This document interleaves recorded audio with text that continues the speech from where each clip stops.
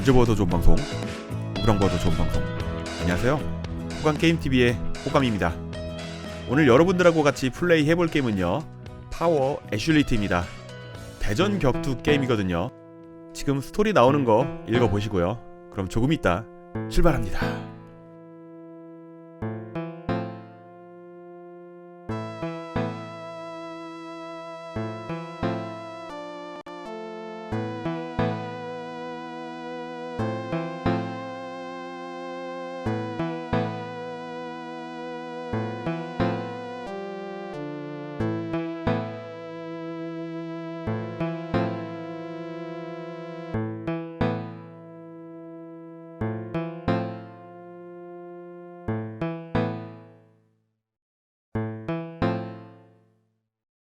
지금 그림에 보이는 돔이 경기장인가 봅니다.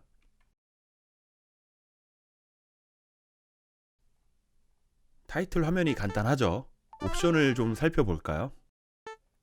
게임의 난이도는 모두 8단계인데요. 5단계로 플레이를 하고 이어서 하는 건 기본 3개, 그리고 게임을 플레이합니다. 저는 혼자니까 1인용을 선택을 하면은 패스워드를 입력하라고 나오는데 이건 무시하고요. 스타트를 누르면은 저는 캐릭터가 이미 정해져 있죠. 상대편만 고를 수 있습니다. 대전 격투 게임인데 캐릭터가 정해져 있다니 많이 아쉽습니다. 그래도 스토리 모드 한번 플레이 해봐야죠. 대전 격투 게임인데 버튼은 모두 3개를 사용합니다. 주먹, 발, 그리고 점프. 대전 격투 게임에서 점프 버튼이 있는 거는 낯설죠. 그냥 방향키를 위로 올리면은 점프가 돼야지 되는데, 스테이지의 구성을 보면은 위아래로 움직일 수 있습니다. 보통의 대전 게임들은 좌우만 움직이는데 조금 더 넓게 스테이지를 쓴다는 거죠. 위아래로 움직이면은. 하지만 그렇게 장점이라고 말하기에는 많이 부족합니다. 별 차이가 없어요. 우리 주인공은 기술이 2가지가 있습니다. 장풍하고요, 승용권 같은 대각선으로 올라가는, 이게 뭔가요? 올라가는 게 승용권을 생각을 하면 될 텐데 그렇다고 승용권처럼 무적이 아닙니다. 올라가는 공격을 하다가 상대편한테 맞을 때도 많이 있어요. 그래도 조금 더 때릴 가능성이 높다, 그 정도로 보시면 됩니다. 우리 상대편의 이름은 워렌, 우리가 싸우는 이곳은 하와이입니다. 워렌이라는 아저씨가 굉장히 늙어 보이는데 원래 노안이랍니다. 어린 시절에는 많이 왕따를 당했는데 고등학교 때부터 근육에 힘이 붙으면서 자기 놀렸던 친구들 패면서 성격도 나빠졌다고 합니다. 찐따에서 일진에서 동네 건달이 된 그런 격투가입니다. 상대편을 이기면은 스탯이 올라갑니다. 이거는 제가 올리는 게 아니고요, 자동으로 올려줍니다. 그리고 이기고 나니까 패스워드가 나오죠. 계속 우리의 캐릭터를 성장시키면서 게임을 즐기라는 RPG적 요소가 있는 건데 캐릭터 성장이 그렇게 어렵지 않죠. 그리고 계속 성장시킬 만한 재미가 이 게임에는 딱히 없습니다. 느껴지지가 않아요. 볼륨이 작다는 얘기죠. 여기는 러시아고요. 상대편의 이름은 바그나드입니다. 이 게임은 1992년에 나왔고요. 우리가 알고 있는 땅땅 먹기 게임으로 유명한 카네코에서 만들었습니다. 카네코에서 유일하게 가정용으로 만든 대전 격투 게임이 이 파워 애슐리트라는 게임이고요. 지금 플레이하는 버전은 메가드라이브 버전이고요. 슈퍼 패미콤으로도 이식이 됐습니다. 두 기종 간의 차이는 거의 없다고 보시면 됩니다. 지금 더블 KO가 나왔네요. 서로에게 1승씩을 준 건 아니고요. 진짜 무승부입니다. 이 게임은 제가 고등학교 때 즐겼거든요. 베어너클2가 한참 유행일 때 친구네 집에 메가드라이브가 있었습니다. 베어너클2가 있었고요. 그 친구가 많이 플레이 했으니까 이제 저도 빌려달라고 해서 집에 한 2주 정도 빌렸거든요. 베어너클2만 집에 있으니까 일주일 하니까 지겨워서 팩 교환하는, 제가 단골로 가던 패밀리 교환하던 단골집이 있습니다. 거기에서 이 게임을 빌려왔습니다. 그 당시 오락실에서는 대전 격투 게임 스트리트 파이터 2가 굉장히 인기 있던 시절이었고요. 새로운 대전 격투 게임이 없나 그렇게 갈망하던 그 타이밍에 이 게임이 눈에 딱 띕니다. 케이스를 보니까 뭔가 스트리트 파이터 느낌이 나고요. 그리고 삼성전자 정발입니다. 느낌이 좋죠. 그러니까 고민 없이 바로 이 팩을 빌려와서 게임기에 딱 꽂았는데, 그래픽은 이 정도면은 그 당시에 이해할 만한 수준입니다. 아니 그런데 조작이 주먹하고 발 그리고 점프 버튼이 있어. 이상하다. 느낌이 이상하고, 그리고 또 앉아서 공격이 없습니다. 모든 캐릭터들이 서서 싸웁니다. 앉아서 공격이 없다는 게 너무 불편하더라고요. 어색하기도 하고요. 지금은 추억으로 이 게임을 즐기니까 불평 불만이 없는데, 그 당시에는 너무 어색한 거예요. 점프 버튼하고 앉아서 공격이 없다는 거 말이죠. 그리고 다른 캐릭터들은 선택도 안 되고 캐릭터 한 명만 선택이 되는 1인용 모드도 마음에 안 들었고요. 2인용을 하면은 모든 캐릭터 선택이 가능합니다.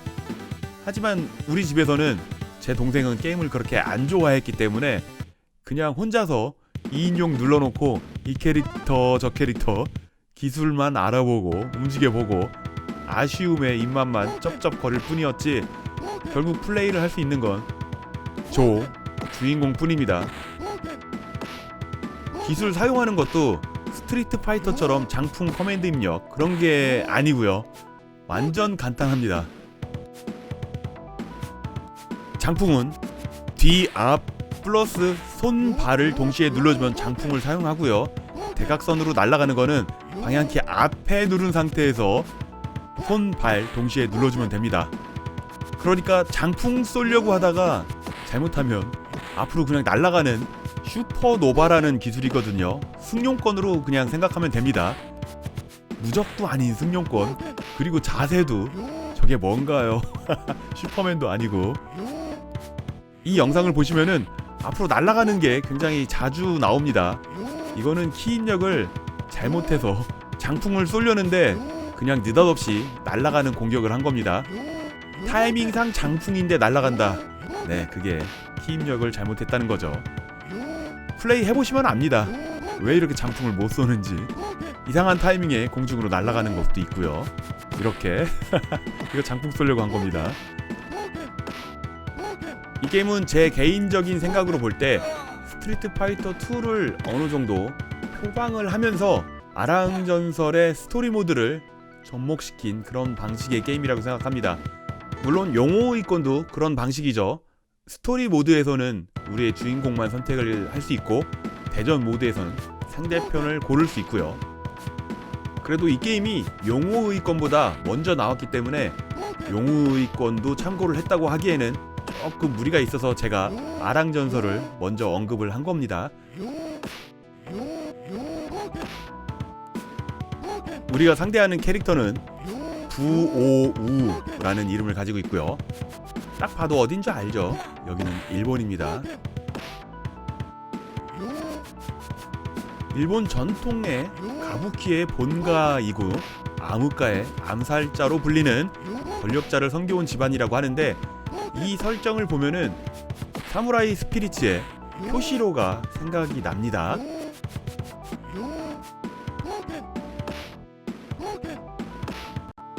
장풍을 쏴도 상대편이 가드를 하면 데미지가 들어가야 되는데 가드 데미지가 안 들어가죠.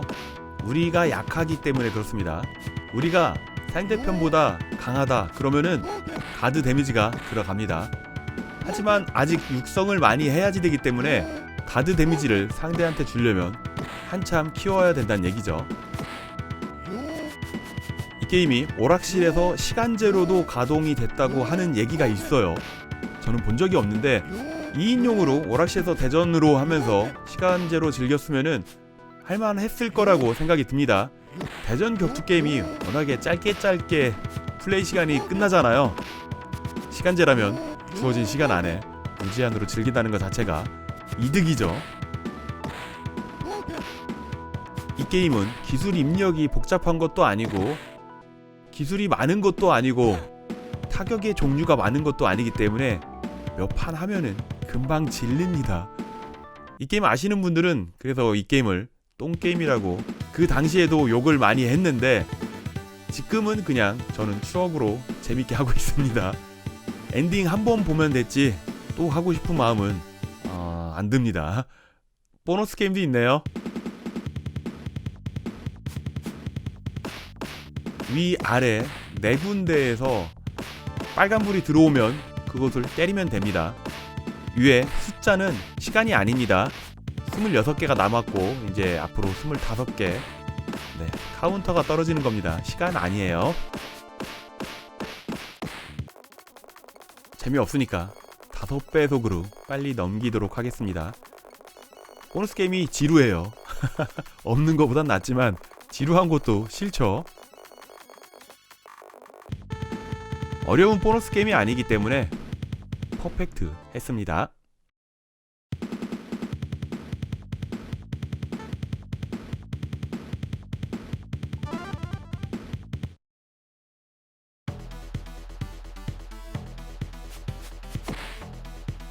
중국도 한 번에 알 수 있죠.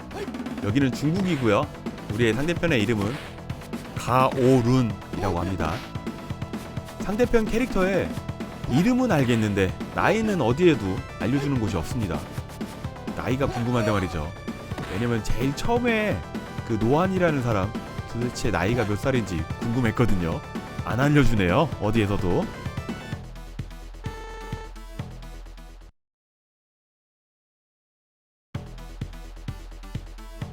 사용하는 무술의 이름은 북파건술이라고 합니다. 저는 몰라요. 생소합니다. 손에 들고 있는 무기를 장풍처럼 사용하는데 사거리가 짧아서 별로 그렇게 걱정이 되지도 않고요. 그리고 우리 캐릭터보다 그렇게 강하지 않습니다. 스피드는 빠른 편이지만 허접 캐릭터입니다. 아주 금방 끝났죠.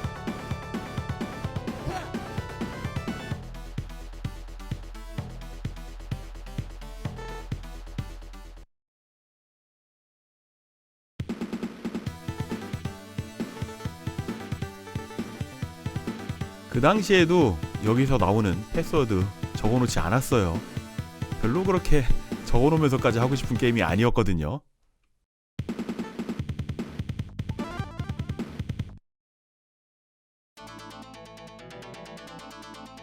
이 게임의 유일한 여성 캐릭터 리온입니다.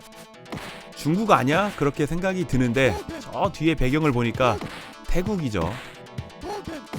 바로 전에 싸웠던 가오룬보다 이 여성 캐릭터가 스탯이 더 좋습니다.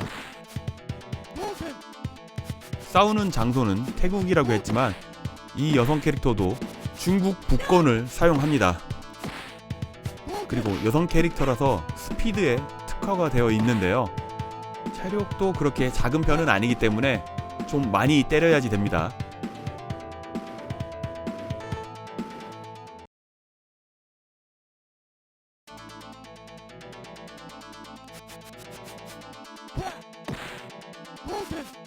게임을 플레이할 때는 제가 몰랐는데 지금 보니까 이 게임만에 뭔가 있습니다. 꼼수가.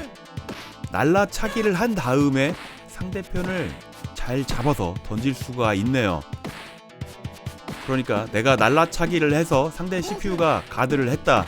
그러면은 그 틈에 제가 집어서 던지는 타이밍이 나온다는 거라고 말씀드리는 거예요. 어쩐지 잘 집어서 던지더라고요. 그런 것 같습니다. 테스트는 또 따로 해봐야겠지만 그런 틈이 있는 것 같아요.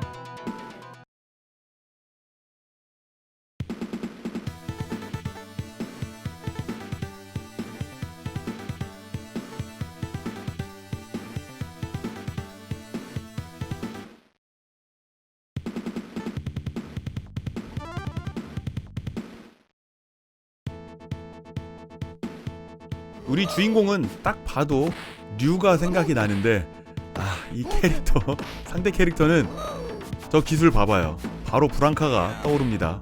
장풍이 있는 브랑카군요.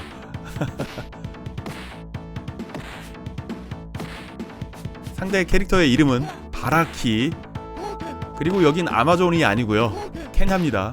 브랑카처럼 브라질로 할 줄 알았는데, 그런데 저 뒤에 공룡 같은 뼈다구들은 뭔가요?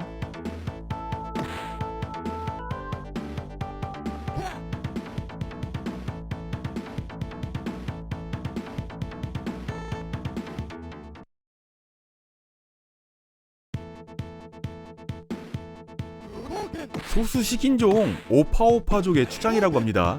식인종이군요. 그러니까 뒤에 저렇게 뼈들을 사람을 죽이는 기술에 특화가 된 그런 악당이고요. 비겁한 짓도 아무렇지도 않게 사용한답니다. 악당인 줄은 몰랐네요. 그 당시에 저는 그냥 아프리카 추장 뭐 그런 식으로만 생각을 했거든요.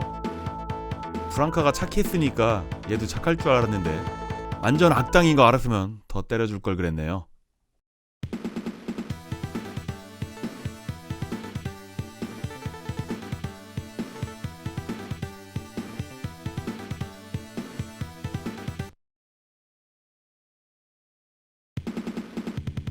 두 번째 보너스 게임입니다. 이번에는 왼쪽과 오른쪽에서 공이 날라옵니다.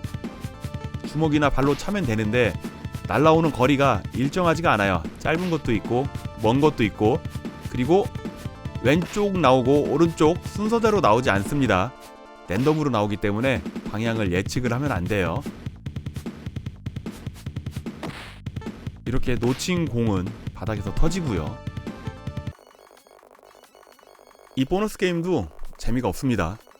처음에 나온 보너스 게임보다 조금은 할만한데 어쨌거나 지루합니다. 빨리 넘겨야죠.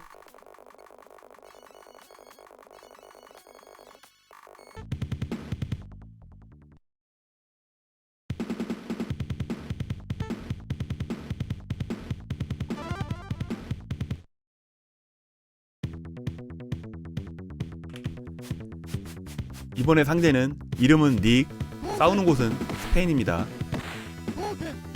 스페인에서 굉장히 유명한 투사였는데 반사신경도 좋고 투도 잘하기 때문에 바로 전에 싸웠던 그 식인종 아저씨랑 같은 악당 그룹 정커의 일원이라고 합니다. 그러면 얘도 나쁜 애잖아요. 외모만 보면은 꽤 괜찮은 캐릭터인데 말이죠. 그리고 스태치도 굉장히 높아요. 쉬운 캐릭터가 아닙니다. 투의 명수기 때문에 창을 굉장히 잘 다루는데 이런 격투기 대회에서는 창을 사용할 수 없답니다. 그래서 칼을 사용한다는데, 아니 창이나 칼이나 흉기잖아요. 긴 무기는 안 되고 작은 무기는 되나 봅니다. 그래서 지금 이 캐릭터가 사용하는 건 장풍같이 날아가는 게 칼입니다. 칼을 날리는 거고요. 손에 칼 들고 있죠.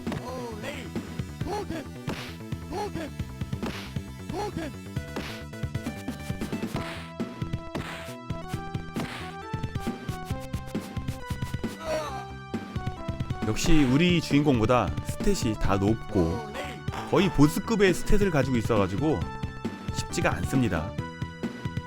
이 게임의 중간 보스급이라고 보시면 되고요.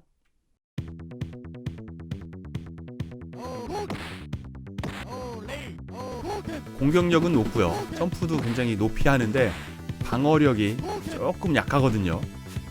그래도 뭐 이렇게 잘 피하는데 방어력이 문제가 안 되죠. 우리보다 공격력이 높기 때문에 던지는 칼을, 장풍을 가드를 해도 가드 데미지가 우리에게 들어오죠. 장풍만 적절히 사용하면은 어느 정도는 게임을 쉽게 풀어나갈 수 있으니까요. 그래서 이 게임은 싸우는데 반은 장풍을 사용합니다.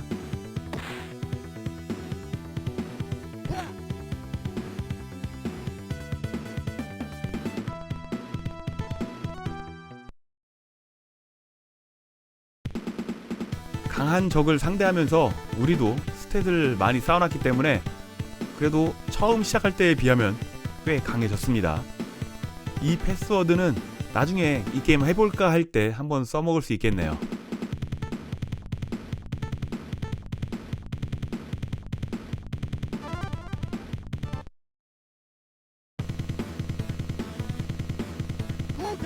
드디어 이 게임의 끝판왕 랭커입니다.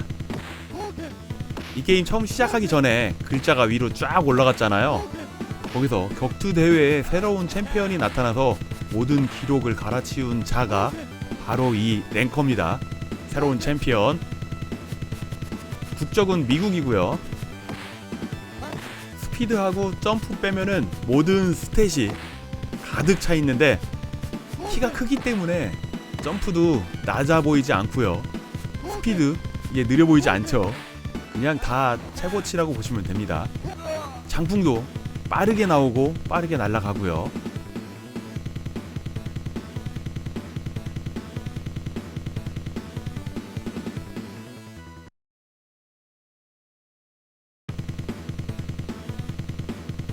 오프닝에 나왔던 여기가 그 돔구장인가 봅니다. 자료를 찾다 보니까 한국에서도 욕을 많이 먹었는데 이 게임은 일본에서도 그렇게 평이 좋지 않습니다. 스트리트 파이터 2가 대전 격투로 히트를 했을 때 그 인기에 편승하고자 만든 게임이다 라고 그렇게 얘기를 하고 있어요. 특별히 뭐 그렇게 얘기 안 해도 누구나가 알 수 있는 거죠.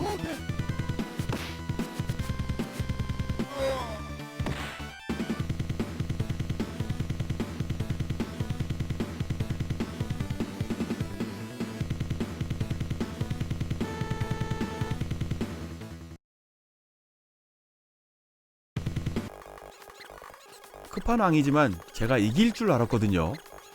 잠깐 유리했는데 네, 끝판왕한테 졌습니다. 사실 지고 싶은 마음도 살짝 있었습니다. 끝판왕에 도전하기 전에 스탯을 다 채우고서도 도전할 수 있다는 걸 보여드리고 싶었기 때문이죠. 그리고 이런 컨티뉴 화면도 한번 보여드리는 것도 그렇게 나쁘다는 생각이 안 듭니다. 이런 게임 리뷰 보면은 컨티뉴 화면 보는 게 쉽지가 않잖아요. 우리가 한번 이겼던 캐릭터도 다시 선택을 해서 재대결을 할 수 있습니다. 이어서 했을 때만 가능한 게 아니고요. 한번 이겼고 다음에 또 재대결을 해서 이길 수 있습니다. 재대결을 해서 이기면은 상대편보다 내가 낮은 스탯은 추가로 올릴 수 있습니다. 육성 시스템이죠. 끝판은 강하니까 그 전에 스탯을 올려서 네가 강해져라 그런 겁니다. 물론 상대편보다 내가 스탯이 높으면은 스탯 점수는 없다고 보시면 됩니다.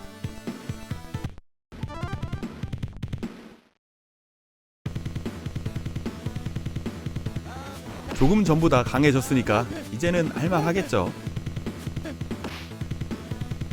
그런데 이 게임이 아랑전설처럼 위아래로 움직일 수 있다고 그랬잖아요. 그걸 이용해서 공격을 하면은 통할까? 갑자기 그 생각이 들어서 해봤더니 됩니다.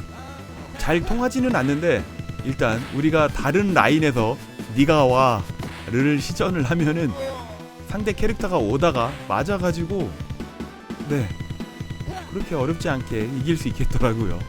역시 네가 와 플레이는 CPU 상대로 할만합니다. 이렇게 해서 엔딩입니다. You are number one fighter 라고 쓰여 있으면서 주인공이 드디어 챔피언 벨트를 손에 들고 있습니다. 엄마 나 챔피언 먹었어.